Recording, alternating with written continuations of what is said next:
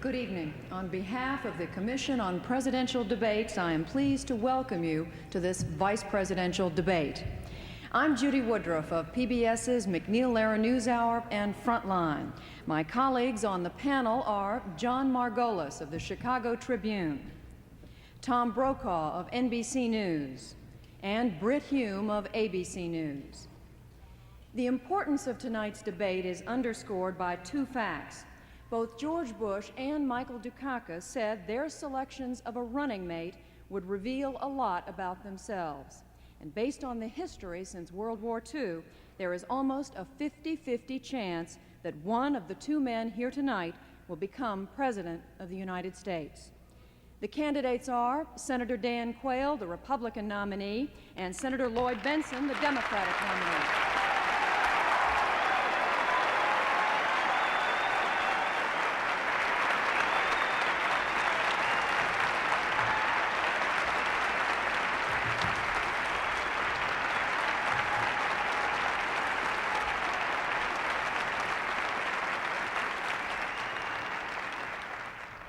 For the next 90 minutes, we will be questioning the candidates following a format designed and agreed to by representatives of the two campaigns. However, there are no restrictions on the questions that my colleagues and I may ask this evening. By prior agreement between the two candidates, the first question goes to Senator Quayle, and you have 2 minutes to respond. Senator, you have been criticized, as we all know, for your decision to stay out of the Vietnam War, for your poor academic record.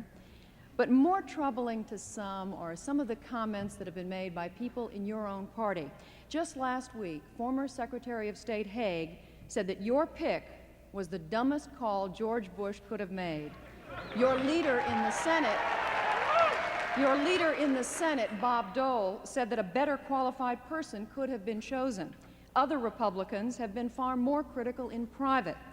Why do you think that you have not made a more substantial impression on some of these people who have been able to observe you up close? The question goes to whether I am qualified to be vice president, and in the case of a tragedy, whether I'm qualified to be president. Qualifications for the office of vice president or president are not age alone. You must look at accomplishments, and you must look at experience. I have more experience than others that have sought the office of vice president. Now let's look at qualifications, and let's look at the three biggest issues that are going to be confronting America in the next presidency. Those three issues are national security and arms control, jobs and education, and the federal budget deficit. On each one of those issues, I have more experience than does the governor of Massachusetts. In national security and arms control, you have to understand the relationship between a ballistic missile, a warhead, what throw weight, what megatonnage is. You better understand about telemetry and encryption, and you better understand that you have to negotiate from a position of strength. These are important issues because we want to have more arms control and arms reductions. In the area of jobs and education, I wrote the Job Training Partnership Act, a bipartisan bill, a bill that has trained and employed over 3 million economically disadvantaged youth and adults in this country. On the area of the federal budget deficit, I have worked 8 years on the Senate Budget Committee, and I wish that the Congress would give us the line item veto to help deal with that. And if qualifications alone are going to be the issue in this campaign, George Bush has more qualifications than Michael Dukakis and Lloyd Bentsen combined.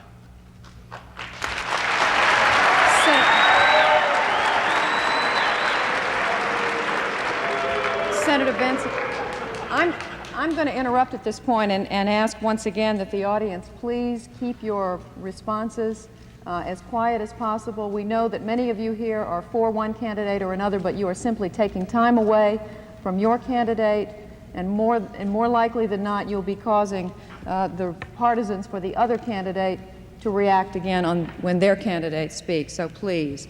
Senator Bentsen, you have a 1 minute to respond. This debate tonight is not about the qualifications for the vice presidency. The debate is whether or not Dan Quayle and Lloyd Bentsen are qualified to be President of the United States. Because, Judy, just as you have said, that has happened too often in the past. And if that tragedy should occur, we have to step in there without any margin for error, without time for preparation, to take over the responsibility for the biggest job in the world, that of running this great country of ours, to take over the awesome responsibility for commanding the nuclear weaponry that this country has. Now, the debate tonight is a debate about the presidency itself and a presidential decision that has to be made by you. The stakes could not be higher.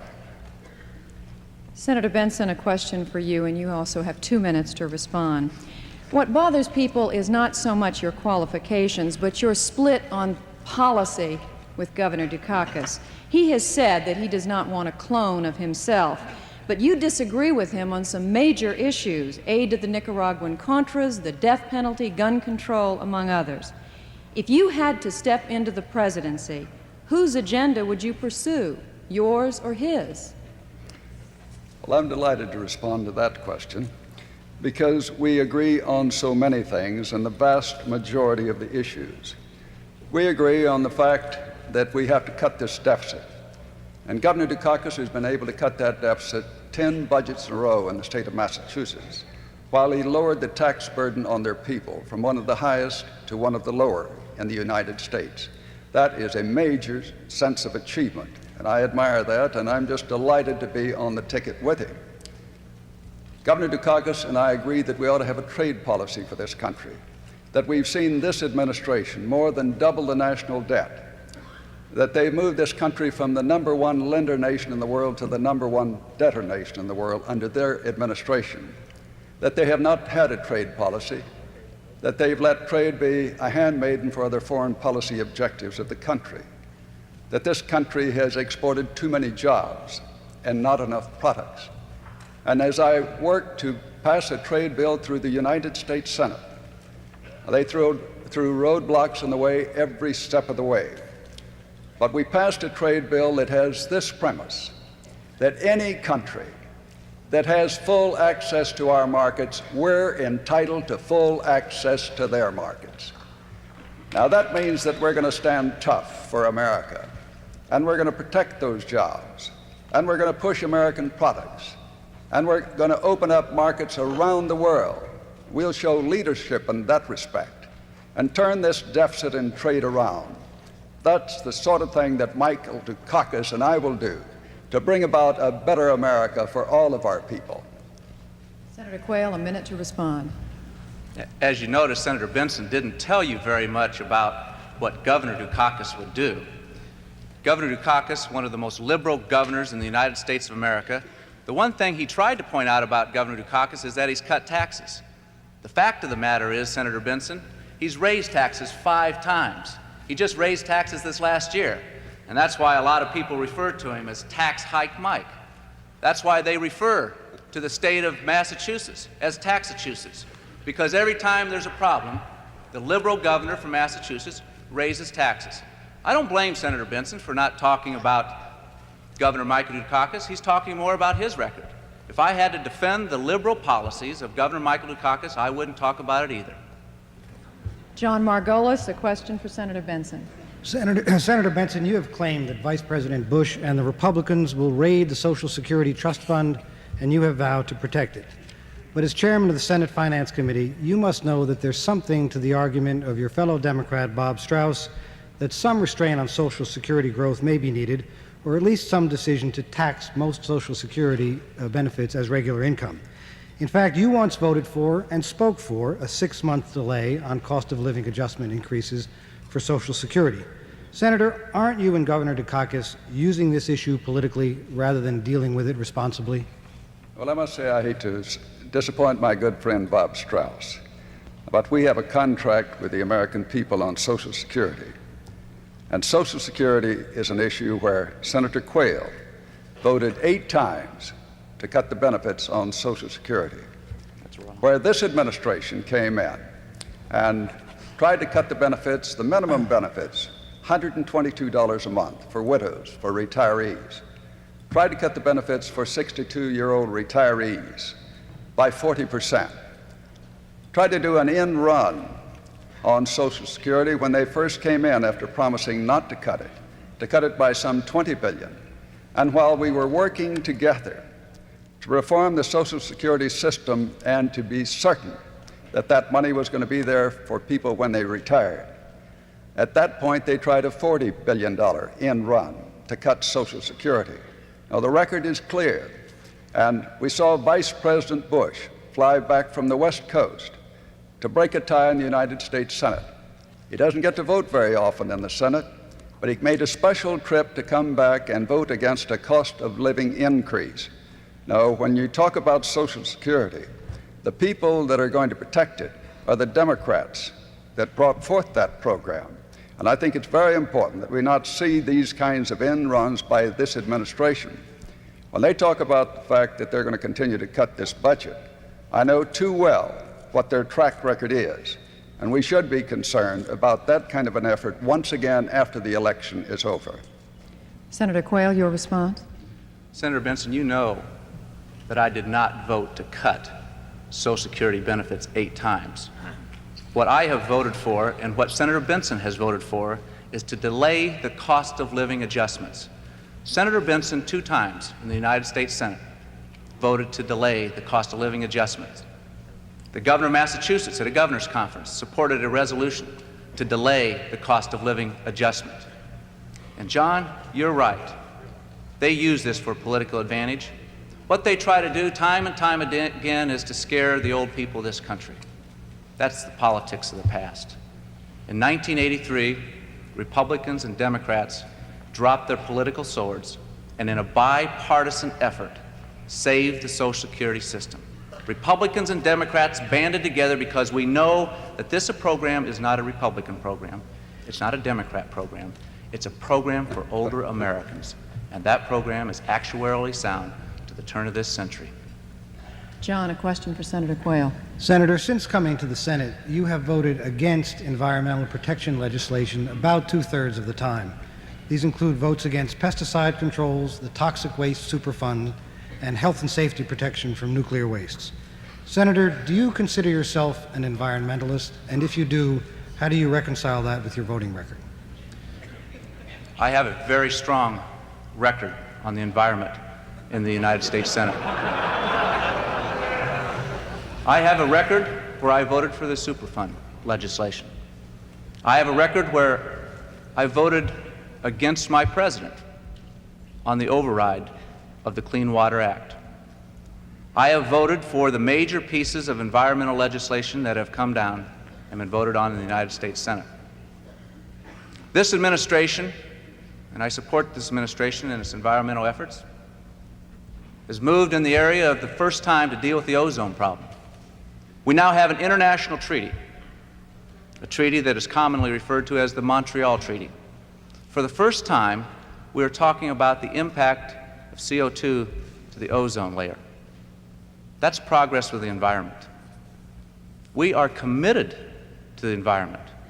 I take my children hiking and fishing, walking in the woods, in the wilderness. Believe me, we have a commitment to preserving the environment. You bring up the environment, you can't help but think about the environmental policy of the governor of Massachusetts. He talks about being an environmentalist. Well, let me tell you about his environmental policy. The Boston Harbor, which is the dirtiest waterway in America. Tons of raw sewage go in there each and every day. What has the governor of Massachusetts done about that? Virtually nothing. And then he has the audacity to go down to New Jersey and tell the people in New Jersey that he's against ocean dumping. This is the same governor that applied for a license to dump Massachusetts sewage, waste, off the coast of New Jersey. Who has the environmental record? Who has the environmental interests? George Bush and I do. Senator Bentsen. This late conversion is interesting to me, I must state. When they talk about Boston Harbor and he says he hasn't done anything, the facts are he has a $6 billion program underway on waste treatment. And it was this administration, their administration, that cut out the money early on to be able to clean up water and made it impossible to move ahead at that time on Boston Harbor. We're the authors, the Democratic Party, of clean air, of clean water, of the Superfund. I'm one who played a very major role in passing the Superfund legislation. And every environmental organization that I know, every major one, has now endorsed the Dukakis-Bentsen ticket. And I'm one who has just received the Environmental Award in Texas for the work I've done to clean up the bays, to clean up the water off the coast of Texas. No, I think we know well who's going to help clean up this environment. The record is there, the history is there, and Dukakis and Bentsen will be committed to that. Tom Brokaw, a question for Senator Quayle. Thank you, Judy. Senator Quayle, there's been a lot of talk during the course of this campaign about family. It was the principal theme, as I recall, in your acceptance speech in New Orleans. Tonight, I'd like to ask you about the 65 million American children who live with their families in poverty. I'd like for you to describe to the audience the last time that you may have visited with one of those families personally, and how you explain to that family your votes against the school breakfast program, the school lunch program, and the expansion of the child immunization program. I have met with those people, and I met with them in Fort Wayne, Indiana, at a food bank. And you may be surprised, Tom, they didn't ask me those questions on those votes, because they were glad that I took time out of my schedule to go down and to talk about how we're going to get a food bank going and making sure that a food bank goes in Fort Wayne, Indiana. And I have a very good record and a commitment to the poor, to those that don't have the family, that want to have a family. This administration and a George Bush administration will be committed to eradicating poverty. Poverty hasn't gone up in this administration. It hasn't gone down much either, and that means that we have a challenge ahead of us. But let me tell you something, what we have done for the poor. What we have done for the poor is that we, in fact, the homeless bill, the McKinney Act, which is a major piece of legislation that deals with homeless, the Congress has cut the funding that the administration recommended. And the poor and the poverty, the biggest thing that we have done for poverty in America is the Tax Simplification Act, 1986. 6 million working poor families got off the payroll. 6 million people are off the tax-paying payrolls because of that tax reform, and they're keeping the tax money there. To help the poor, we'll have a commitment to the programs, and those programs will go on, and we are spending more in poverty programs today than we were in 1981. That is a fact. The poverty program that we're going to concentrate on is creating jobs and opportunities so that everyone will have the opportunities that they want. Senator Bentsen, your response. I find that very interesting because he has been of no help at all when it comes to passing the most major welfare reform bill in the history of our country, one where we're working very hard to see that people can get off welfare, break that cycle, take a step up in life, doing the kinds of things that we did there to let them have Medicaid for a year. That's a positive thing that's done. What also frustrates me with the kind of report that I've just heard here is the kind of votes that he's cast against child nutrition programs. The fact that he has voted against money that we needed for further immunization, the denial of polio shots to kids where the parents couldn't afford to get that kind of a shot. Now, I don't really believe that is identifying with the concerns of people in poverty. Tom, a question for Senator Bentsen. Senator Bentsen, I'd like to take it back to the question that Judy asked you about your differences with Michael Dukakis on contra aid. After all, the contra aid is one of the cutting issues of foreign policy of this country in the last 8 years. You and Michael Dukakis seem to be diametrically opposed on that. I have been told that in a closed session of the U.S. Senate, you made one of the most eloquent and statesmanlike speeches in behalf of contra aid that anyone had made in the 8 years of the Reagan term.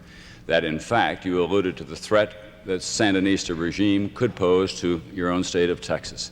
Governor Dukakis, on the other hand, has described the contra aid policy as immoral and illegal. Is he wrong?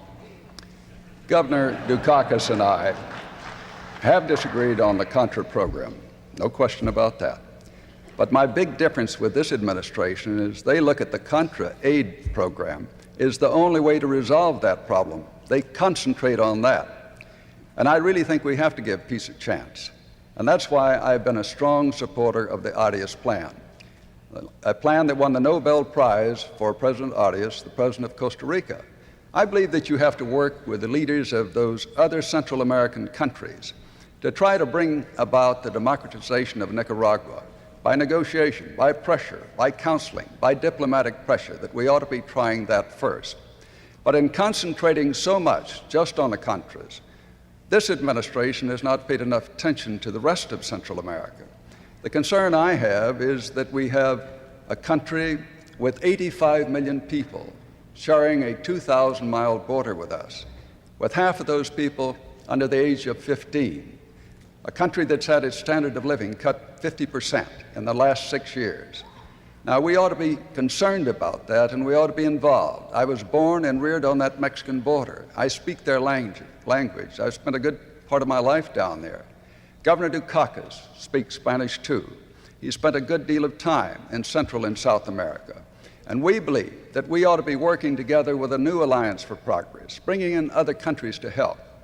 Bring in the Europeans, the Spanish, who have a real affinity for that area. Bringing in the Japanese, who have a great capital surplus now and looking for places to invest it. Those are the positive things I think we could do to bring about peace in that area, to help raise that standard of living and give them the kind of stability where democracy can proceed and can prosper and bloom. Those are the kinds of things that we'd be committed to in a Dukakis-Bentsen administration to try to make this world a better place in which to live. Senator Quayle, your response. There's no doubt in a Dukakis administration that the aid would be cut off to the democratic resistance in Nicaragua, and that is unfortunate. The reason it is unfortunate because it is beyond me why it's okay for the Soviet Union to put in billions of dollars to prop up the communist Sandinistas, but somehow it's wrong for the United States to give a few dollars to the democratic resistance. There's a thing called the Monroe Doctrine, something that the governor of Massachusetts has said has been superseded. I doubt if many Americans agree with that. I think they believe in the Monroe Doctrine. Senator Bentsen talked about the entire Central America. There's another issue that Michael Dukakis is wrong on in Central America, and that's Grenada. He criticized our rescue mission in Grenada, according to a UPI report. Criticized that, yet 85% of the American people supported our rescue mission, and we turned a communist country into a non-communist country. The governor of Massachusetts is simply out of step with mainstream America. Brett Hume, a question for Senator Bentsen. Good evening, Senator Bentsen, Senator Quayle. I'm sort of the cleanup man in this order, and I've been asked by my colleagues to try to deal with anything that's been left on base. Senator, I have a follow-up question for you, Senator Quayle, but Senator Bentsen, I first want to ask you a question about PAC money, something I'm sure you're prepared to talk about. Governor Dukakis has tried to make ethics a major issue in the campaign, and he has you as a running mate, a man who leads the league at last count in the receipt of PAC money, that being the money raised by the special interest organizations. That is a kind of campaign financing which Governor Dukakis finds so distasteful that he has refused to accept any of it. Do you find that embarrassing, Senator? No, I don't find it embarrassing at all, because you have to remember that PAC money is the result of the last campaign reform bill, one that talks about employees having greater participation. And what I've done in PAC money is just what my opponent in my campaign has done in his campaign. He's been raising PAC money too. So what you have to do is comply with the laws as they are, whether you're paying taxes or you're playing a football game. Whether you like those laws or not, you comply with them. Now, I have been for campaign reform and have pushed it very hard. I believe that we have to do some things in that regard. But I've noticed that the senator from Indiana has opposed that campaign reform and voted repeatedly against it. The things we have to do, I believe, that will cut back on soft money, for example, which I look on as, frankly, one of those things that we have had to do because the Republicans have done it for so long. But I think it's a loophole, frankly. But campaign reform, changing the rules of the game, is something we tried repeatedly in this session of the Congress. but only to have the Republicans lead the charge against us and defeat us. And I wish that Senator Quayle would change his mind on that particular piece of legislation and give us the kind of a campaign reform law that I think is needed in America. Senator Quayle, your response. Senator Bentsen is the #1 PAC raiser. As a matter of fact, he used to have a $10,000 breakfast club. $10,000 breakfast club that it only costs high-paid lobbyists, special interests in Washington to come down and have breakfast with the chairman of the Senate Finance Committee, the one that oversees all the tax loopholes in the tax code. $10,000. I'm sure they weren't paying to have cornflakes. But what I'll tell you, the kind of campaign reform I'm supporting, Senator Bentsen, I think it's time that we get rid of PAC money. Support our legislation where we totally eliminate contributions by special interests and political action committees, and let's have the individual contribute and the political parties contribute. That's the kind of campaign reform that Republicans are for. They want to get rid of this special interest money and rely on the individuals and also the political parties. Britt, your question for Senator Quayle. Once again, let me caution the audience, please keep your reactions as quiet as possible. Senator, I want to take you back, if I can, to the question Judy asked you about some of the apprehensions people may feel about your being a heartbeat away from the presidency. And let us assume, if we can, for the sake of this question, that you become vice president and the president is incapacitated for one reason or another and you have to take the reins of power. When that moment came, what would be the first steps that you take and why? First, I'd say a prayer for myself and for the country that I'm about to lead. And then I would assemble his people and talk. And I think this question keeps going back to the qualifications and what kind of a vice president and in this hypothetical situation, if I had to assume the responsibilities of president, what I would be. And as I have said, age alone, although I can tell you, after the experience of these last few weeks in the campaign, I've added 10 years to my age. Age alone is not the only qualification. You've got to look at experience, and you've got to look at accomplishments. And can you make a difference? Have I made a difference in the United States Senate where I've served for 8 years? Yes, I have. Have I made a difference in the Congress that I've served for 12 years? Yes, I have. As I said before, looking at the issue of qualifications, and I am delighted that it comes up, because on the three most important challenges facing America, arms control and national security, jobs and education, and budget deficit, I have more experience and accomplishments than does the governor of Massachusetts. I have been in the Congress, and I've worked on these issues. And believe me, when you look at arms control and trying to deal with the Soviet Union, you cannot come at it from a naive position. You have to understand the Soviet Union. You have to understand how they will respond.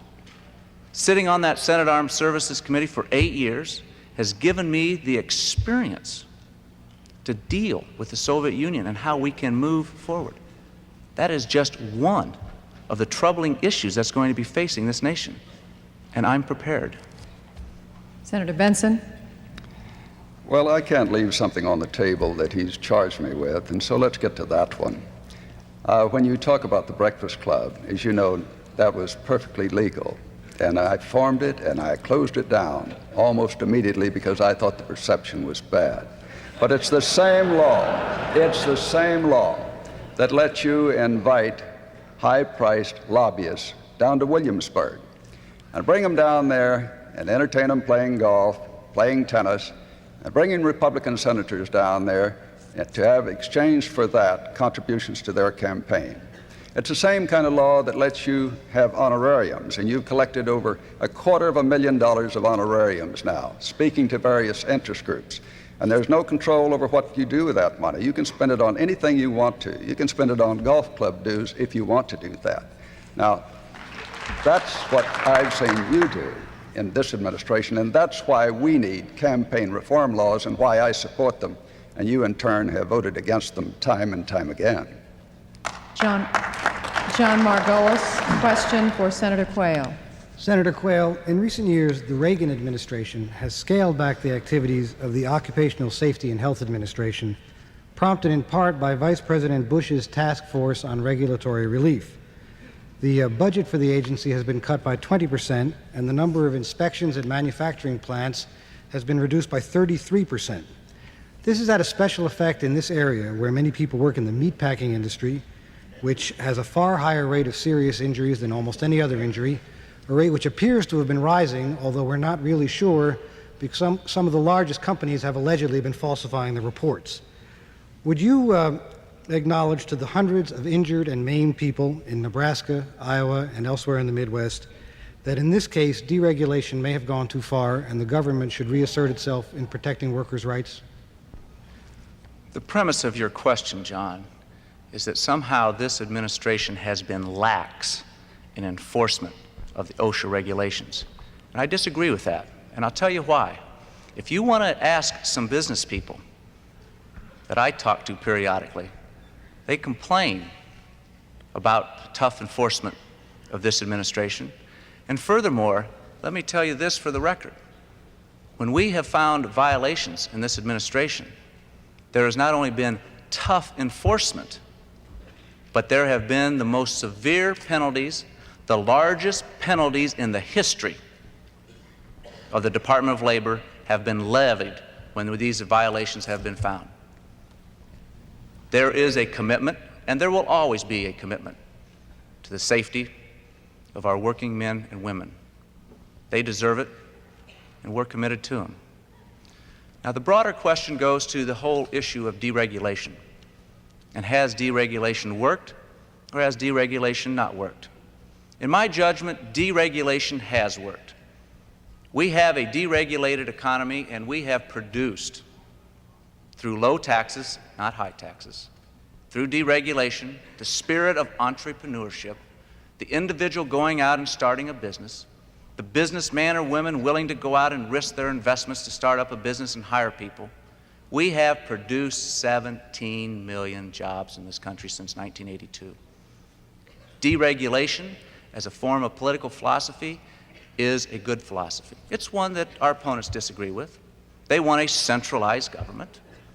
But we believe in the market, we believe in the people, and yes, there's a role of government, and the role of government is to make sure that those safety and health and the welfare of the people is taken care of, and we'll continue to do that. Senator Bentsen. Well, I think you see once again a piece of democratic legislation that's been passed to try to protect the working men and women of America. And then you've seen an administration that came in and really didn't have its heart in that kind of an enforcement. Good example of that is the environmental protection laws that we were talking about a moment ago. This administration came in and put in a James Watt, an Ann Gorsuch. Now that's the Bonnie and Clyde, really, of environmental protection. And that's why it's important that you have people that truly believe in trying to represent the working men and women of America. Most employers do a good job of that. But some of them put their profits before people. And that's why you have to have OSHA. And that's why you have to have tough and good and fair enforcement of it. And that's what a Democratic administration would do to help make this working place a safer and a better place to be employed. John Margolis, another question for Senator Bentsen. Senator Bentsen, since you have been in the Senate, the government has spent increasing amounts of money in an effort to protect the family farmer.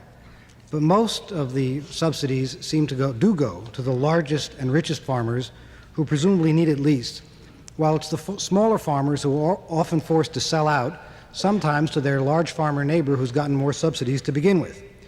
Despite the fact that I believe you, sir, are rather a large farmer yourself, do you believe it's time to uncouple the subsidy formula from the amount of land a farmer has and target federal money to the small and medium-sized farmer?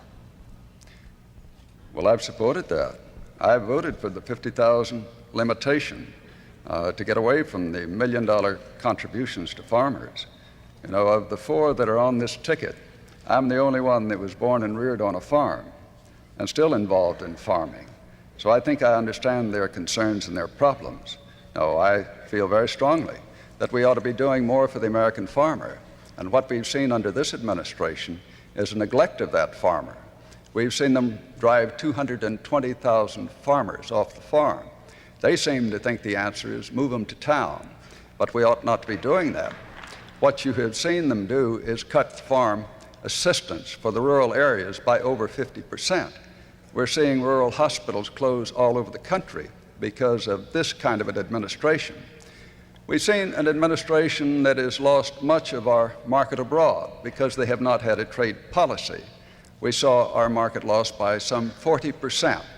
And that's one of the reasons that we've seen the cost of the farm program, which was only about $2.5 billion when they took office, now go to about $25 billion.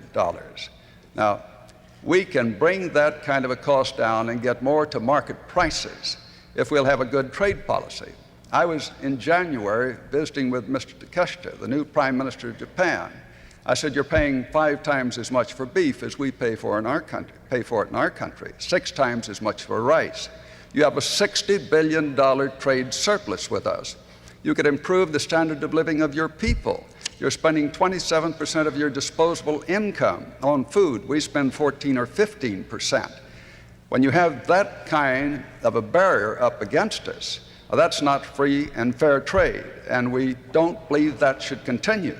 We would be pushing very hard to open up those markets and stand up for the American farmer and see that we recapture those foreign markets. And I think we can do it with the Dukakis-Bentsen administration. Senator Quayle.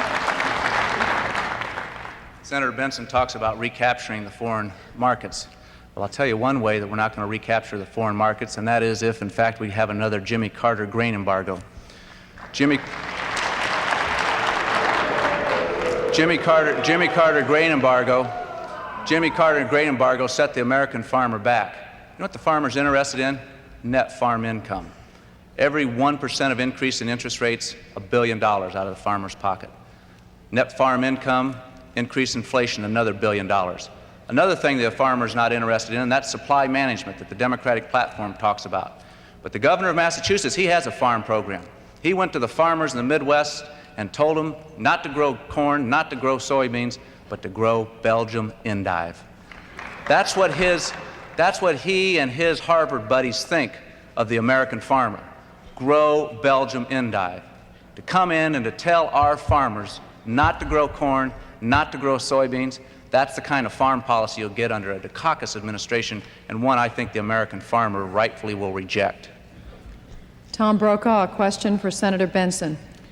Senator Bentsen, you're a businessman before you enter the U.S. Senate. Let me offer you an inventory, if I may.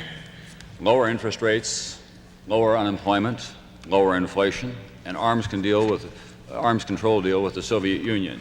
Now 2 guys come through your door at your business and say, we'd like you to change, without offering a lot of specifics. Why would you accept their deal? You know, if you let me write $200 billion worth of hot checks every year, I could give you an illusion of prosperity, too. But that's what this administration has done. This is an administration that has more than doubled the national debt, and they've done that in less than 8 years. They have taken this country from the #1 lender nation in the world to the #1 debtor nation in the world. And the interest on that debt next year, on this Reagan-Bush debt of our nation, is going to be $640 for every man, woman, and child in America because of this kind of a credit card mentality. So we go out and we try to sell our securities every week and hope that the foreigners will buy them.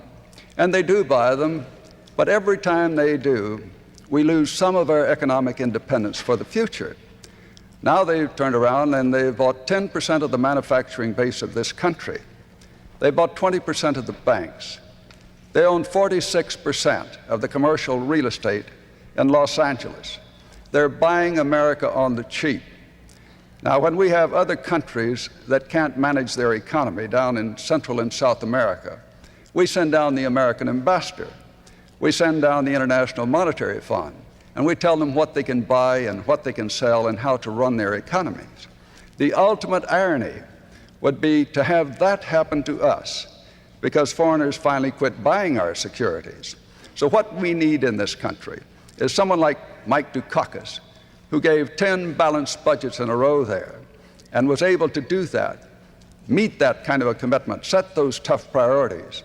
We need an administration that will turn this trade policy around and open up those markets, stand tough with our trading partners to help keep the jobs at home and send the products abroad. Senator Quayle. Senator Bentsen talks about running up the debt. Well, the governor of Massachusetts has run up more debt than all the governors in the history of Massachusetts combined, going back to the days of the Pilgrims. I don't believe that that's the kind of policy that we want. The question went to the heart of the matter. Tom, you asked the question that why would we change? Well, we have changed since 1980. We've got interest rates down. We got inflation down. People are working again. America is held in respect once again around the world. But we're going to build on that change. And as we made those positive change of lower interest rates, lower rate of inflation, the governor of Massachusetts fought us every step of the way. We are proud of the record of accomplishment and the opportunities and the hope for millions of Americans. Hope and opportunity of these Americans is because of the policies that we have had for the last 8 years, and we want to build on that and change it for even the better. Tom, a question for Senator Quayle. Senator Quayle, as you mentioned here tonight, you actively supported the invasion of Grenada, which was a military operation to rescue some American medical students and to rescue an island from a Marxist takeover. If military force was necessary in that endeavor, why not use the military to go after the South American drug cartels and after General Noriega, for that matter, in a surgical strike, since drugs in the minds of most Americans pose a far greater danger to many more people? You're absolutely right. You're absolutely right that the drug problem is the #1 issue. But would you please address the military aspect of it? I will address the military aspect, if I may respond. The military aspect of the drug problem is being addressed.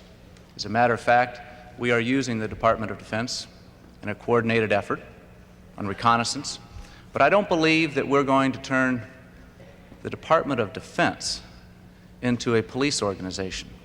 We are using our military assets in a prudent way to deal with interdiction, and we've made some success in this area. 70 tons of cocaine have been stopped. But you know, when you look at the drug problem, and it is a tremendous problem, and there are no easy solutions to it. It's a complicated problem. And it's heading up the effort to try to create a drug-free America, which is a challenge and a goal of all of us. Not only will we utilize national defense and the Department of Defense, but we've got to get on the demand side of the ledger. We've got to get to education. And education ought to begin at home, and it ought to be reinforced in our schools. And there's another thing that will be more important than the premise of this question on a hypothetical of using troops. We'll use the military assets. We will use military assets, but we need to focus on another part of this problem. And that problem is law enforcement. And here's where we have a major disagreement with the governor of Massachusetts. He is opposed to the death penalty for drug kingpins. We believe people convicted of that crime deserve the death penalty, as does the legislation that's in the Congress that is supported by a bipartisan, including many Democrats of his party. He also was opposed to mandatory drug sentencing for drug dealers in the state of Massachusetts. You cannot have a war on drugs, you cannot be tough on drugs and weak on crime. Senator Bentsen. It's interesting to see that the senator from Indiana, when we had a resolution on the floor of the United States Senate sponsored by Senator Dole, that this government would make no deal with Noriega, that the senator from Indiana was one of the dozen senators that voted against it. It's also interesting to see that one of his campaign managers that's trying to help him with his image was also hired by Noriega to help him with his image in Panama. Now, what we have seen under this administration, we have seen them using 8 cabinet officers, 28 different agencies, all fighting over turf. And that's one thing we'd correct under Dukakis-Bentsen administration. We'd put one person in charge in the war against drugs, and we'd commit the resources to get that job done. Now, Mike Dukakis has been able to do that type of thing in the state of Massachusetts by cutting the drug use in the high schools while it's going up around the rest of the country, by putting in a drug educational program that the Drug Enforcement Agency said was a model for the country, we'd be doing that around the rest of the country. That's a positive attack against drugs. Britt Hume, a question for Senator Quayle. Senator, I want to take you back to the question that I asked you earlier about what would happen if you were to take over in an emergency and what you would do first and why.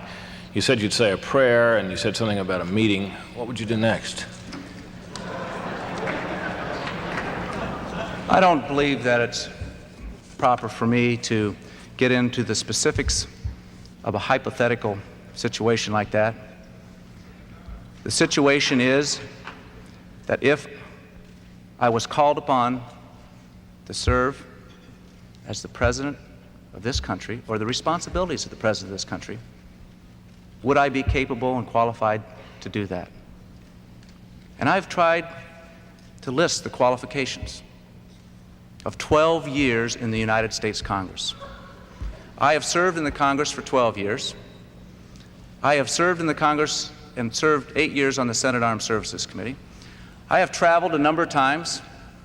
I've been to Geneva many times to meet with our negotiators as we were hammering out the INF Treaty. I've met with the Western political leaders, Margaret Thatcher, Chancellor Quayle. I know them. They know me. I know what it takes to lead this country forward. And if that situation arises, yes, I will be prepared, and I'll be prepared to lead this country if that happens. Senator Bentsen.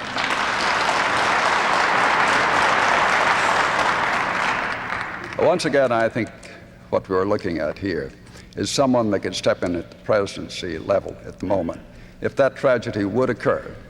And if that's the case, again, you have to look at maturity of judgment, and you have to look at breadth of experience. You have to see what kind of leadership roles that person has played in his life before that crisis struck him. And if you do that type of thing, then you arrive at a judgment that I think would be a wise one. And I hope that would mean that you'd say, we're going to vote for Mike Dukakis and Lloyd Bentsen. Britt, question for Senator Bentsen. Senator, I want to take you back, if I can, to the celebrated Breakfast Club. When it was first revealed that you had a plan to have people pay $10,000 a plate to have breakfast with you, you handled it with disarming, not to say charming candor. You said it was a mistake, and you disbanded it and called the whole idea off, and you were widely praised for having handled it deftly. The question I have is, if the Washington Post had not broken that story and other media picked up on it, what can you tell us tonight as to why we should not believe that you would still be having those breakfasts to this day?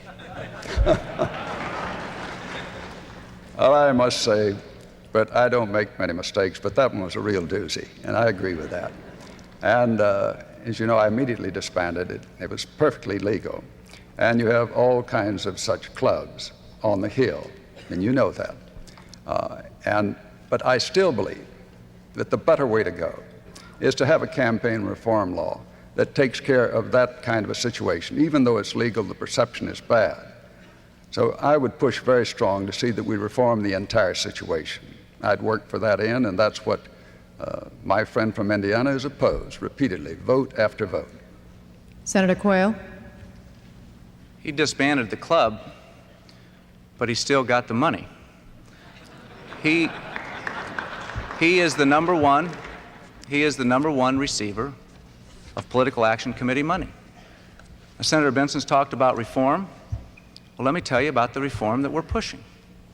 Let's eliminate political action committees, the special interest money. There's legislation for the Congress to do that. That way we won't have to worry about breakfast clubs or who's the number one PAC raiser. We can go back and get the contributions from the working men and women and the individuals of America. We can also strengthen our two-party system, and it needs strengthening, and rely more on the political parties than we have in the past. That's the kind of campaign reform that I'm for, and I hope the senator will join me. John Margolis, a question for Senator Bentsen. Senator, we've all just finished, most America has just finished one of the hottest summers it can remember, and apparently this year will be the 5th out of the last 9 that are among the hottest on record. No one knows, but most scientists think that something we're doing, human beings are doing, are exacerbating this problem, and that this could, in a couple of generations, threaten our descendants' comfort and health and perhaps even their existence. As Vice President, what would you urge our government to do to deal with this problem? And specifically as a Texan, could you support a substantial reduction in the use of fossil fuels, which might be necessary down the road? Well, I think what you can do in that one, and which would be very helpful, is to use a lot more natural gas, which burns a lot cleaner. And what Mike Dukakis has said is that he'll try to break down those regulatory roadblocks that you have in the regulatory agency that denies much of the passage of that natural gas to the Northeast, where you in turn can fight against acid rain, which is another threat because it's sterilizing our lakes, it's killing our fish. And it's interesting to me to see in the resume of Senator Quayle that he brags on the fact that he's been able to fight the acid rain legislation. I don't think that that's a proper objective in trying to clean up this environment. But the greenhouse effect is one that has to be a threat to all of us. And we have to look for alternative sources of fuel. And I've supported that very strongly. The Department of Energy is one that has cut back substantially on the study of those alternative sources of fuel. We can use other things that'll help the farmer. We can convert corn to ethanol, and I would push for that very strong. So absolutely, I'll do those things that are necessary to put the environment of our country number one, because if we don't protect that, we'll destroy the future of our children, and we must be committed to trying to clean up the water, clean up the air, and do everything we can, not only from a research standpoint, but also in the applied legislation to see that that's carried out. Senator Quayle. Vice President George Bush has said that he will take on the environmental problem. He has said further that he will deal with the acid rain legislation and reduce millions of tons of the SO2 content. That legislation won't get through the Congress this year, but it will get through in a George Bush administration. A George Bush administration that is committed to the environment. Now, the greenhouse effect is an important environmental issue. It is important for us to get the data in to see what alternatives we might have to the fossil fuels and make sure that we know what we're doing. And there are some explorations and things that we can consider in this area. The drought highlighted the problem that we have, and therefore we need to get on with it. And in a George Bush administration, you can bet that we will. John, a question for Senator Quayle. Senator, as Vice President, your most important contribution would be the advice you gave the President. One of the most troubling facts that's going to face the new administration is the fact that the United States has now become the world's largest debtor nation. In 1987, foreigners underwrote our debts to the tune of about $138 billion. Last week, a top official of the Japanese Economic Planning Agency bragged that Japan now is in a position to influence the value of the dollar, of our interest rates, and even our stock prices, and he warned that one day maybe they'd do just that. If you were Vice President of the United States and Japan did that, what would you tell the President to do?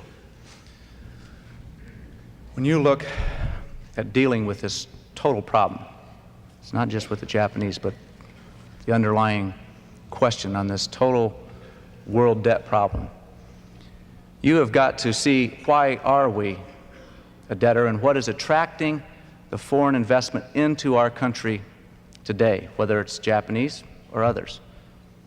I would rather have people come over here and to make investments in this country rather than going elsewhere. But because by coming over here and making investments in this country, we are seeing jobs. Do you realize that today we are producing Hondas and exporting Hondas to Japan? We are the envy of the world. The United States, some of Senator Bentsen's supporters laugh at that. They laugh at that because they don't believe that the United States of America is the envy of the world. Well, I can tell you, the American people think the United States of America is the envy of the world.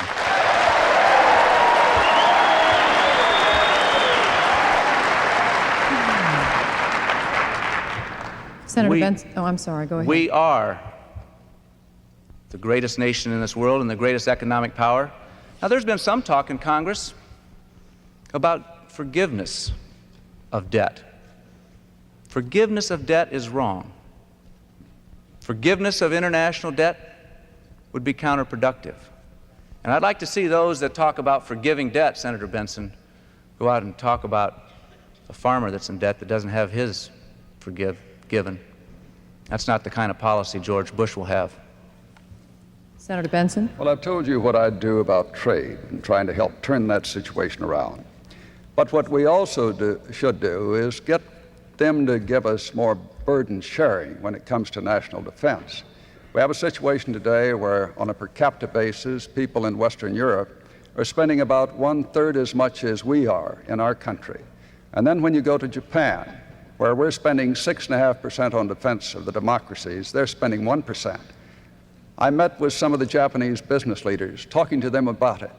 And I said, you know, we have 50,000 troops here in Japan protecting the democracies of Asia. And it costs $3.5 billion a year. You're the number 2 economic power in the world. You ought to measure up to that responsibility and carry some of that cost. I said, if we were not doing what we're doing, we'd have a big budget surplus.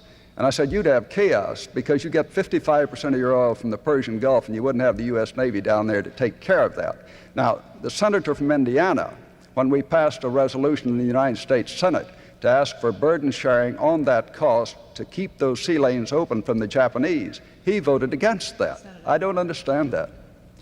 Tom Brokaw, a question for Senator Quayle. Senator Quayle, I don't mean to beat this drum until it has no more sound left in it, but to follow up on Brett Hume's question, when you said that it was a hypothetical situation, it is, sir, after all, the reason that we're here tonight, because you are running not just for vice president. And if you cite the experience that you had in Congress, surely you must have some plan in mind about what you would do if it fell to you to become president of the United States, as it has to so many vice presidents just in the last 25 years or so. Let me try to answer the question one more time. I think this is the 4th time that I've had this question. And I think that 3 times that I've had this question, and I'll try to answer it again for you as clearly as I can. Because the question you're asking is, what kind of qualifications does Gan Quayle have to be president? What kind of qualifications do I have, and what would I do in this kind of a situation? And what would I do in this situation? I would make sure that the people in the cabinet and the people and the advisors to the president are called in, and I'll talk to them, and I'll work with them. And I will know them on a first-hand basis, because as vice president, I'll sit on the National Security Council. And I'll know them on a first-hand basis because I'm going to be coordinating the drug effort. I'll know them on a first-hand basis because Vice President George Bush is going to recreate the Space Council, and I'll be in charge of that. I will have day-to-day activities with all the people in government. It is not just age, it's accomplishments, it's experience. I have far more experience than many others that sought the office of Vice President of this country. I have as much experience in the Congress as Jack Kennedy did when he sought the presidency. I will be prepared to deal with the people in the Bush administration if that unfortunate event would ever occur. Senator Bentsen. Senator, I served with Jack Kennedy. I knew Jack Kennedy. Jack Kennedy was a friend of mine. Senator, you're no Jack Kennedy.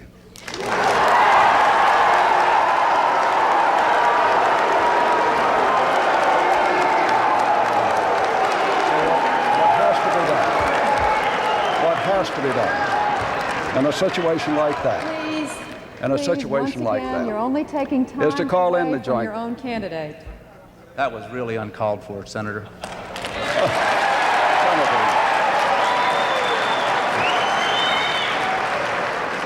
You're the one that was making the comparison, Senator, and I'm one who knew him well. And frankly, I think you're so far apart in the objectives you choose for your country that I did not think the comparison was well taken. Tom, a question for Senator Bentsen. Since you seem to be taking no hostages on the stage, let me ask you a question about the American hostages, 9 still in brutal captivity in the Middle East. Senator Bentsen, you have been critical of the Iran-Contra affair, but tell me, does the Dukakis-Bentsen ticket have any realistic plan for getting the American hostages being held in the Middle East released in any due time? Tom, that's one of the toughest problems that any chief executive will face, because you can't help but have the sympathy for that family and for those hostages in themselves. But the one thing we ought to know by now is that you can't go out and make secret deals with the Ayatollah. You can't trade arms for hostages. When you try to do that, there's no question but what you just encourage more taking of hostages. And that's been the result by this dumb idea that was cooked up in the White House basement. And I want to tell you that George Bush, attending 17 of those meetings and having no record of what he said, if Lloyd Bentsen was in those meetings, you would certainly hear from him, and no one would be asking, where is Lloyd? Because I would be saying, that's a dumb idea, and now let's put an end to it. And I would speak up on that type of thing. So all you can do in that is to continue to push, use every bit of diplomatic pressure you can, what you can do in the way of economic pressure in addition to that. And that's what you would strive to do, to have a successful release finally of those hostages, but not to encourage more taking of hostages. Senator Quayle. There's no doubt about it that arms for hostages is wrong, and it will never be repeated. We learn by our mistakes. But there have been a number of successes in foreign policy in this administration. But the question goes to a very difficult one. How do you do it? No one has the answer. If they did, we'd certainly do it. But we won't keep trying. We'll keep trying. We'll keep the doors open. And hopefully someday, Iran and others who control those hostages will want to return to civilized international community. And they can do that starting now by releasing those hostages that are held illegally. Britt Hume, a question for Senator Bentsen. Senator, much of the Dukakis and Bentsen campaign of late has been devoted to the notion that Senator Quayle isn't ready for the vice presidency and perhaps the presidency, and certainly nothing that you have said here tonight suggests that you think otherwise. I wonder if you think it's really fair for you to advance that view in light of the fact that you ran for the presidency, not the vice presidency, in 1976, having not yet completed one full term in the Senate, and having previously served 3 terms in the House almost a quarter of a century earlier, when in fact your time in Washington was about equal to what he has now. Well, I think what you have to look at is the record of a man who has served his country in war, headed up a squadron in combat, a man who built a business, knew what it was to meet a payroll, create jobs, and then serve in the United States Senate. And one who has been able to bring about some of the kinds of legislation that I've been able to bring about in my service there. I must say I didn't do a very good job of running for the presidency, and I'm well aware of that. But what we're looking at today is trying to judge once again the breadth of experience and the maturity of someone taking on this kind of a task. That's the judgment that has to be exercised by the people of America. It's a presidential decision that you're facing, and it's a very important one, because we're talking about who's going to lead this country into its future, and you can't have a more important responsibility than that one. Senator Quayle. When you look at qualifications, you look at accomplishments as well as experience. And one of the accomplishments that I'm proudest of is the authorship of the Job Training Partnership Act that has trained and educated and employed over 3 million young people and adults that are economically disadvantaged. And we did it in a way that we got the private sector to involve itself with the public sector, on private industry councils throughout America that serve over the service delivery areas. We have 51% of that private industry council that are businessmen and women. We have members of unions. We have community-based organizations. We have education leaders. And what we've been able to do is establish a program that's working, that's putting people back to work. That is an accomplishment, and that is an accomplishment that I will take with me into the White House. Brett, a question for Senator Quayle. Senator, I want to ask you a question that may be a little off the subject of politics, which is aimed to get more at the question of what sort of person you are. I would hope that, Senator Bentsen, if you choose to, you might choose to answer the same question in your rebuttal time. Senator, can you identify any work of literature or art or even a film that you have seen or read or experienced in any way in the last 2 years that has had a particularly strong effect on you, and tell us why? In the last 6 months, I think there are 3 very important books that I read that have had an impact. The 3 books are: 1, Richard Nixon's victory in 1999, Richard Lugar's, Senator Richard Lugar's Letters to the Next President, Bob Massey's Nicholas and Alexandra, which deals with the fall of the Russian Empire and the coming of Leninism in 1917. Those 3 books, which I read over the last spring vacation and early summer, had a very definite impact, because what former President Nixon and Senator Richard Lugar were talking about was a foreign policy as we move toward the 21st century. And the historical book of the downfall of the Tsar and the coming of Leninism, combining those 3 books together, gave me a better appreciation of the challenges that we have ahead of us. In Senator Lugar's book, he talks about the advancement of human rights around the world. He talked about his leadership effort in the Philippines and South Africa, where we now see human rights and the advancement on the Reagan agenda. Former President Nixon talked about what we're going to do after détente and arms control, and how we're going to pursue new arms control with the Soviet Union. Talked a little bit about how we deal with the Soviet Union, and this is one of the differences between George Bush and Michael Dukakis. Because George Bush understands to deal with the Soviet Union and to get progress, you must deal from a position of strength. And the governor of Massachusetts doesn't understand that. I understand it, and a George Bush administration will pursue that policy. Senator Bentsen. Well, I think reading, pardon me, I think reading Winds of War and Guns of August back to back, I think that really shows you how we make the same mistakes too often, over and over again. And it seems to me that the senator from Indiana is beginning to do that one. As I look on our progress that's been made toward disarmament and cutting back on nuclear weapons, and see what Ronald Reagan has been able to do with the INF Treaty, and I think he deserves great credit for that one. I see a situation where the senator from Indiana has now jumped off the reservation when we talk about building on what Ronald Reagan has done, and opposes what Ronald Reagan wants to do, the Joint Chiefs of Staff and the Secretary of Defense, and says, let's go slow on doing further disarmament and trying to get to the next treaty. I think that's a mistake. I think that you have to deal with the Russians from strength, and we have to understand that you have to have a strong, modernized nuclear deterrent. But I think we can make substantial progress, and we ought to take advantage of it. I think he's arrived at a very dangerous judgment in the question of war and peace, and it concerns me very much, because I saw him also try to sabotage the INF Treaty when he was on the floor of the United States Senate with what he was doing there. He's listening once again Senator. to the winds of the radical right.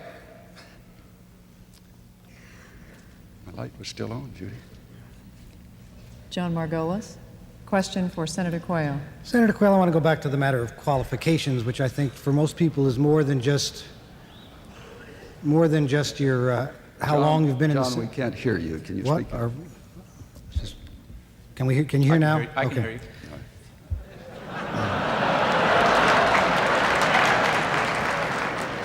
I want to go back to the question of qualifications, which I think for most people is more than just how long you've been in the Senate and how long you've been in public life. There's also a question of candor and of consistency, and several of the things you've said both here and earlier I think have raised some reasonable questions.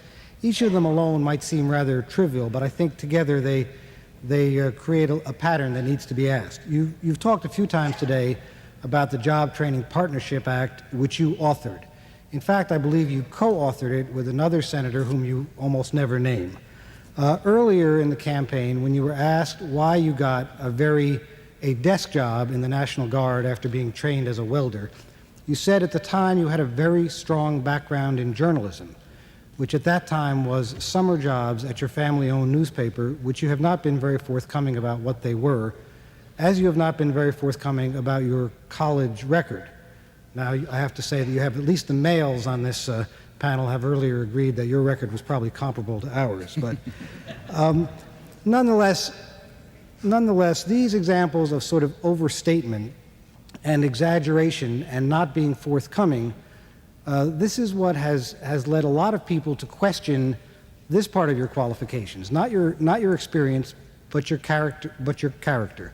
Would you like to set some of these things straight now as to what you did in your summer jobs in college, what your grades were like, and would you like to identify your co-sponsor of the Job Training Partnership Act? All in 2 minutes? Sure. Let me start with the underlying premise that somehow I haven't been straightforward, and I have. And let's go right to the very first question, the Job Training Partnership Act. I was the author of that. The co-author in the United States Senate was Senator Kennedy. I was the chairman of the Employment and Productivity Subcommittee. Chairman of the committee, write that legislation. Chairman of the committee write the legislation, then they go out and get co-sponsorship. And when you are the chairman of the committee and you sit down and you write the legislation, you are the author of that. And I'm proud to have been the author of that. Because you know what we had? We had a CETA program that spent $50 billion from about 1973 through 1982. And when we concluded that program, unemployment was higher than when it began. It was a program that didn't work, and the Job Training Partnership Act does work. Now the issue of releasing all my grades. I am, and I stand before you tonight as the most investigated person ever to seek public office. Thousands of journalists have asked every professor I've had, all my teachers, and they know, and I have never professed to be anything but an average student. I have never said that I was anything more than that, but it's not whether you're an average student, it's what are you going to do with your life? And what am I going to do with my life? I have committed it to public service since I was 29 years of age, elected to the House of Representatives, elected to the United States Senate when I was 33, and now have the opportunity at 41 to seek the office of the Vice Presidency. Senator Bentsen. I have absolutely no quarrel with Senator Quayle's military record, but I do strongly disagree with him on some of the issues. You make great patriotic speeches, and I enjoy them, but I don't understand your vote on veterans issues. Senator Quayle has one of the worst voting records in the United States Senate on veterans issues, and one of them that particularly bothers me, sponsoring legislation to put a tax on combat pay and disability pay for veterans, for fighting men and women of America. Tax on their disability pay when they're lying there in the hospital. People who have sacrificed for our country. I think you ought to explain that to the people of America, and you ought to explain it tonight. John, a question for Senator Bentsen. Senator, you're chairman of the Senate Finance Committee, and you're generally considered rather an orthodox conservative on fiscal matters, meaning someone who would be very concerned about the budget deficit. With everybody in politics afraid even to mention taxes, or Social Security cuts, or even very much restraint in defense spending. Would you now list a few specific programs which you would reduce or eliminate to cut the deficit by about $50 billion, the deficit which is expected to be about $135 billion this fiscal year? One of them that I'd work on, and I'd do this as a farmer, I'd try to turn the situation around where we have seen the subsidy payments go from $2.5 billion to 10 times that under this administration. And the way I would accomplish that was with a tough trade policy, opening up those markets, getting those prices back up to market prices. We can do that if we have an aggressive trade policy for our country, if we make trade a number one priority and not trade it off for some foreign policy objective of the moment. That means we have to stand up for the American farmers, and that cuts back on the regulation on American farmers. That's a positive way to accomplish that. In addition to that, we do some of the things that I think have to be done insofar as doing a better job of procurement, particularly when we're talking about some of our military things that we should buy. I know that I fought very hard to put in an independent inspector general for the Defense Department, that the senator from Indiana opposed me on that. But we were finally able to put that into effect, and we saved over $250 million this year, almost enough to buy a squadron of 716s. Those are the kinds of things that I'd work on, and one of the things I learned in business is that you can expect what you inspect.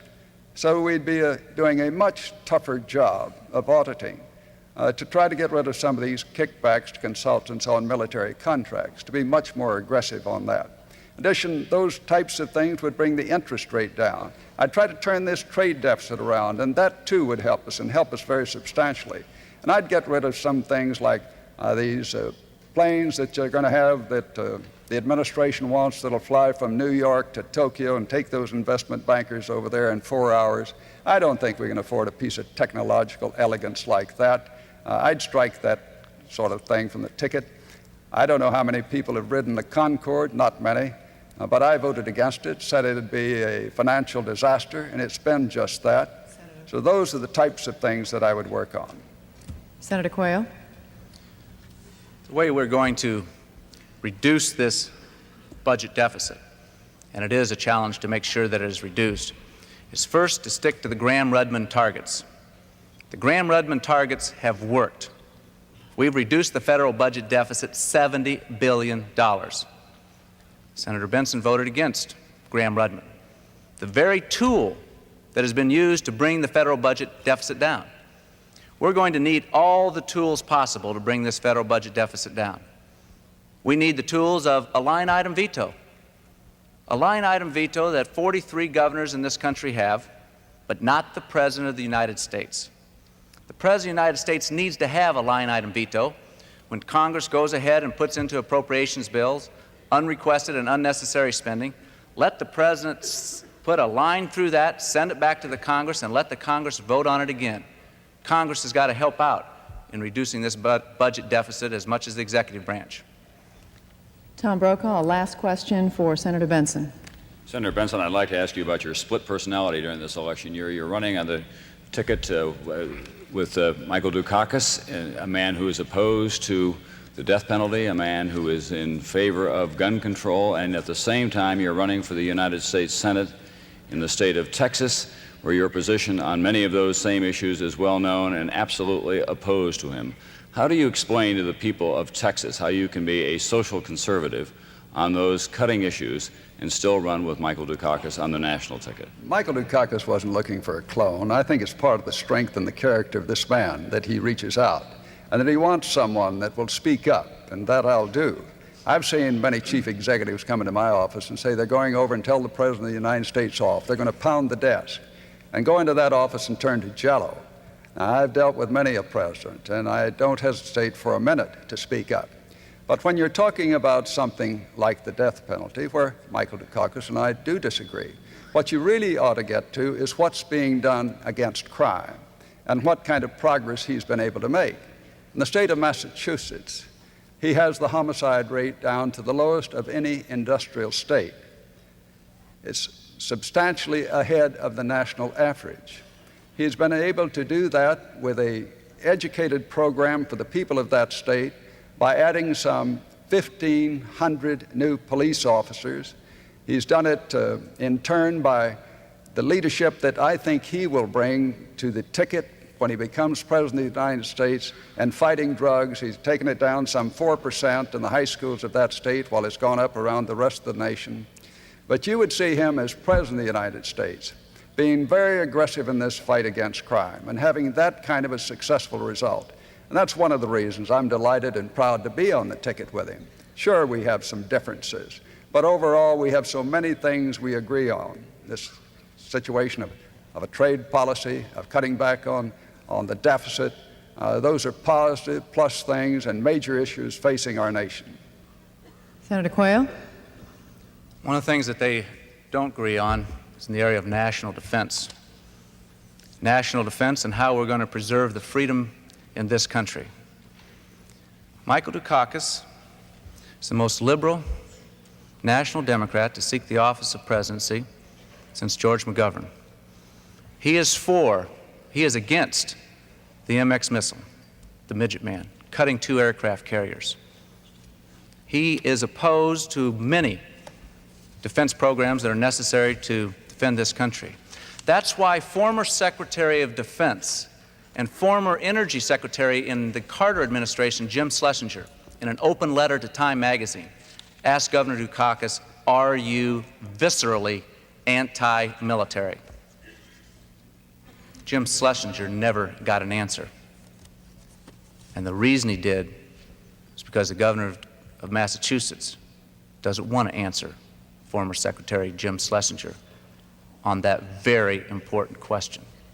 Tom, a last question for Senator Quayle.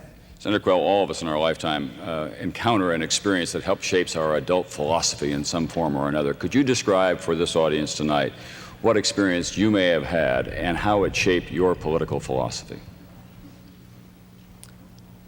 There are a lot of experiences that I've had that have shaped my adult philosophy, but the one that I keep coming back to time and time again, and I talk about it at commencement addresses, I talk about it in the high schools, I talk about it when I visit the job training centers, and it's the advice that my maternal grandmother, Martha Pulliam, who's 97 years old, we are a modern-day 4-generation family. The advice that she gave me when I was growing up is advice that I've given my children, and I've given to a number of people. And it's very simple. It's very common sense. And she says, you can do anything you want to if you just set your mind to it and go to work. Now, the Dukakis supporters sneer at that because it's common sense.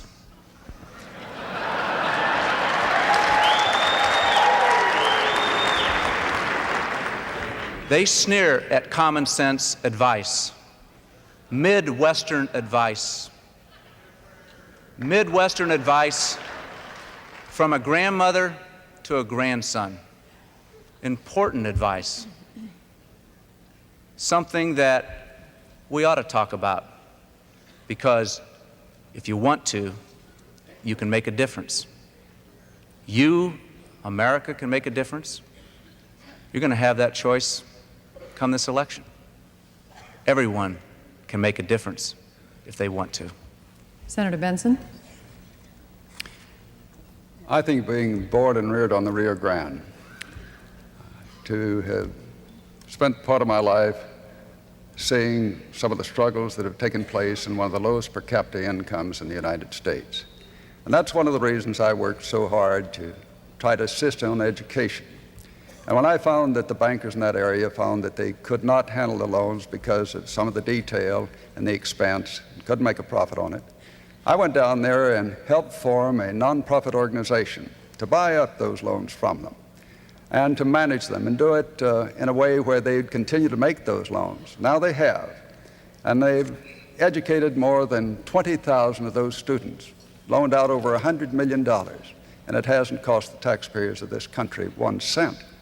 It's one of the reasons I've worked so hard to bring better health care to the people, because what I've seen in the way of poverty down there in that area and the lack of medical attention and trying to see that that's turned around.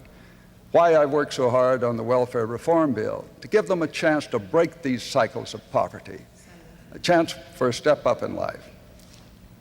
Judy, something's happened. My light's still on. Your over lights here. aren't working? All right. We're sorry about that if that's the Okay. case. Thank you.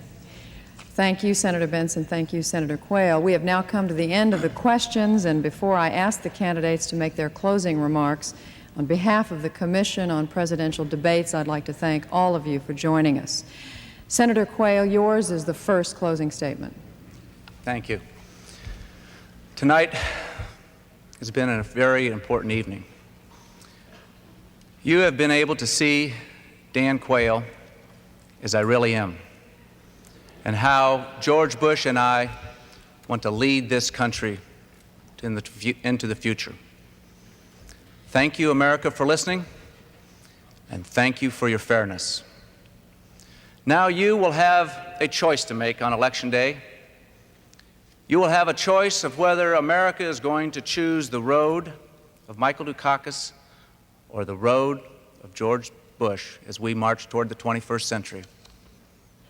The road of Michael Dukakis comes down to this: bigger government, higher taxes. They've always believed in higher taxes. They always have, and they always will. Cuts in national defense. Back to the old economics of high interest rates, high inflation, and the old politics of high unemployment. Now, the road of George Bush is the road to the future, and it comes down to this: an America second to none, with visions of greatness, economic expansion, tough laws, tough judges, strong values, respect for the flag and our institutions. George Bush will lead us to the 21st century, a century that will be of hope and peace. Ronald Reagan and George Bush saved America from decline. We changed America. Michael Dukakis fought us every step of the way. It's not that they're not sympathetic. It's simply that they will take America backwards. George Bush has the experience, and with me, the future. A future committed to our family, a future committed to the freedom. Thank you, good night, and God bless you.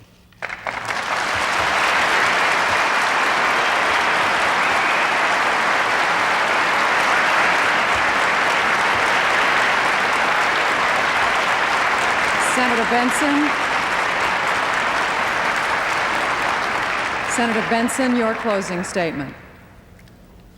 In just 34 days, America will elect new leadership for our country.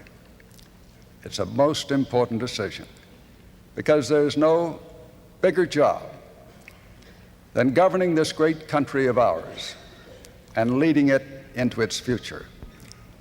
Mike Dukakis and Lloyd Bentsen offer you experienced, tempered, capable leadership to meet those challenges of the future. Our opposition says lower your sights, rest on your laurels.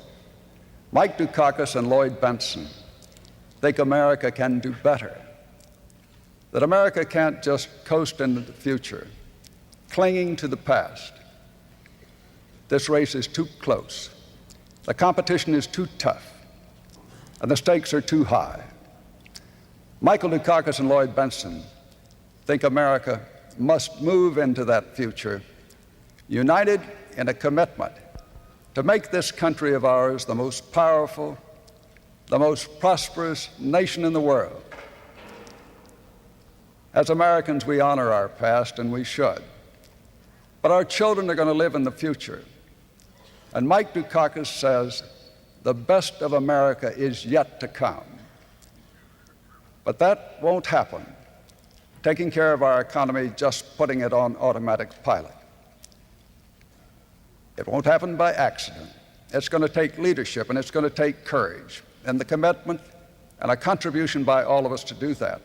I've worked for the betterment of our country, both in war and peace, as a bomber pilot, as one who has been a businessman and a United States Senator, working to make this nation the fairest and the strongest and the most powerful in the world. Help us bring America to a new era of greatness. The debate has been ours, but the decision is yours. God bless you.